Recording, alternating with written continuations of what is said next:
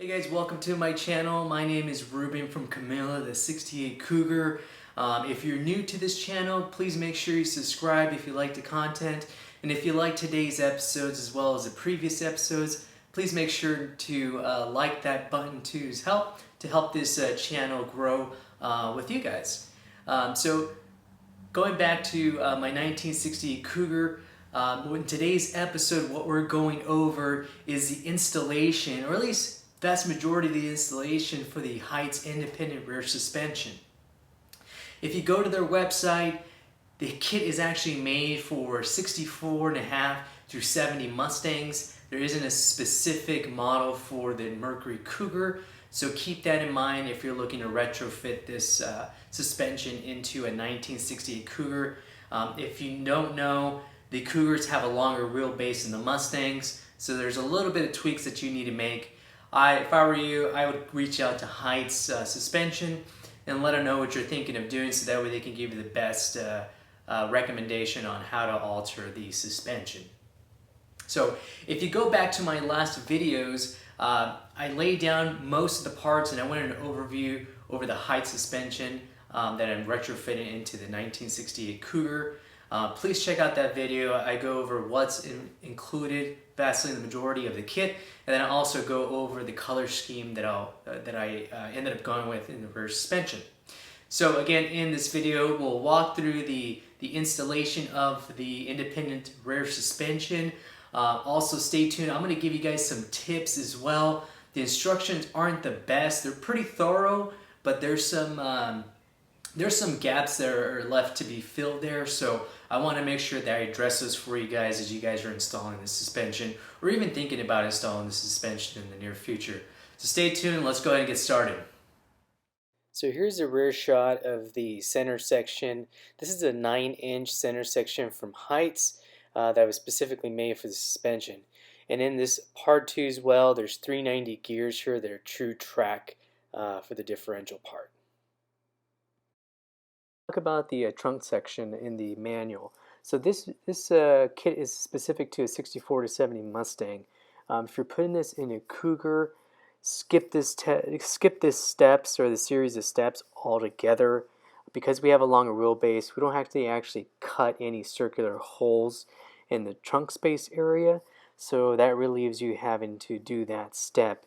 Instead, what I did to fit the long bolt is I took a hammer, a rubber hammer, a mallet I should say, and I banged it a couple of times just enough so I can fit the bolt that goes to the upper shock mount. If you do that, you're not going to notice anything that's being banged up in that part of the hump. So I definitely recommend doing that. Do not cut your trunk space if you're putting this into a Cougar. Here's another component of the Heidts IRS kit. So on each side there's these saddles here that can be bolted into the frame itself. I actually chose to weld them in place for added strength. They do send you these slugs that you can put in each of these holes, and you can weld them in for additional strength. By the time I actually read that in my instructions, I actually overlooked doing the slugs. I think for the purpose of this frame, I do recommend that just because it adds added strength. Now moving on, there's a bracket here that goes at the top, and what this does is it holds the differential in place that bolts on the top out here with a couple of, there's about 4 bolts that's up there. And up at the top of this too as well, there is a vent for the differential, and I believe you can, it's a vent, but I believe you can actually put oil through there. I have to double check and see if there's a plug up here. But that's essentially what comes with the IRS kit. I talked about the plates, and this is a crossbar that I referenced earlier today. It bolts between the frame rails here, and I actually did not weld these because that way we can detach those. But there's also another bracket that goes here. I'm missing a bolt there that I need to get from Heidts that smeared a while ago. anyways, I powder coated this black, and I also powder coated this piece black here to match the pinion here at the back. So that's what's essentially what's part of the kit for the IRS. What's missing here are the brake calipers. Now these are Willwood 10-inch brake calipers, and here comes the heavy-duty axles that go attached to the hub that sits around right here. So I'm going to put this together for you guys, and I'll show you some quick sped up videos of me assembling this. But again, just want to give you guys that walk around so you guys can see what that looks like under the 1968 Mercury Cougar.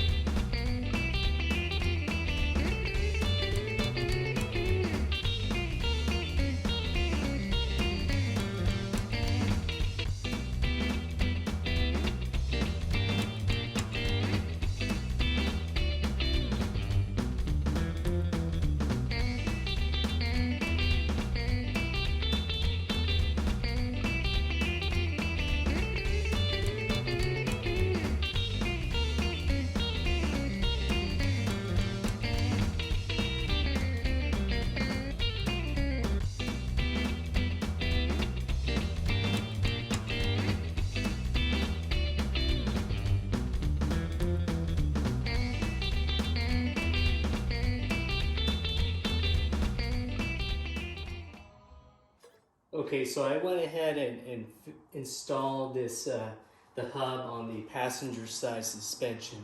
So I got the coilover, the lower control arm, the hub.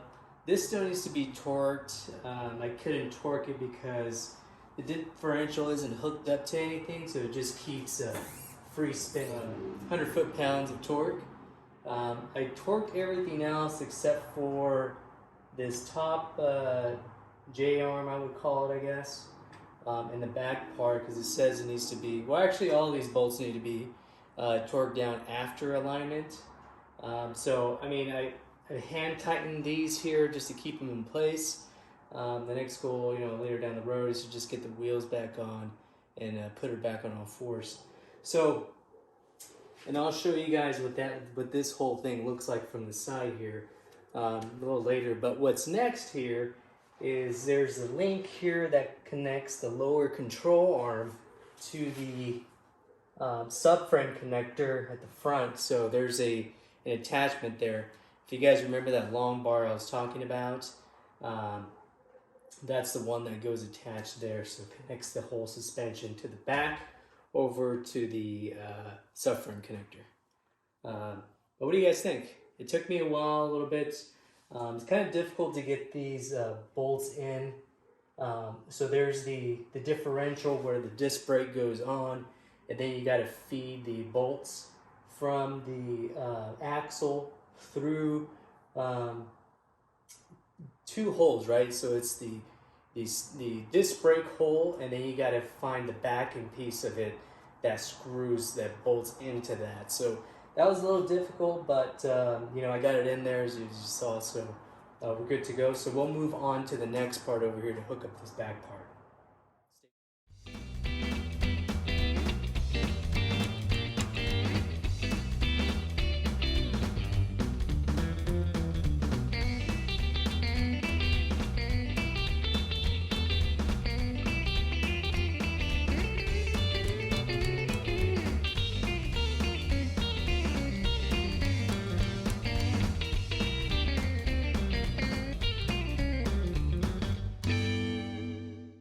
Alright guys, so as you guys know, I've been installing my Heidts independent rear suspension. I installed pretty much everything on the vehicle, for now at least. So the next part that I'm installing, I put the disc brakes in the back. And the unique thing about the independent rear suspension from Heidts is the brakes and the calipers are not on the outside like traditionally we see on live axles. and even some other independent rear suspensions have them on the outside too as well. I do like the way big disc brakes look behind wheels. I think that looks really cool. But something that's going to give you make you take a second take is as you're looking at the rear wheels, you're like, whoa, where's the disc brakes? So fret not, there's still disc brakes in the IRS that I'm installing. In the back of the suspension, we have these Willwood Dynalites performance brake calipers, and they're essentially two piston calipers that sit on the top of the rotor heads, of course, at the back. I got these in red to kind of follow the theme with Camila the 68 Cougar. So here's what this looks like. Very easy to assemble. These things just have this pin that goes here. It holds this in place like so, and this pin goes across here, and then you bend it out here so it stays put. So that's what the brake rotors are. I mean the brake calipers. The other cool thing about the IRS is that my emergency brake system is separate from the actual brakes themselves. So this sits in conjunction in conjunction to the brake caliper too. So this is an independent emergency brake system that clamps onto the brake caliper, and these come on both sides or both the calipers on each side of it. So it's pretty cool. I mean, you see this with some of the higher end model vehicles that are late model that have this separate emergency brake system. A lot of the late model cars obviously have them.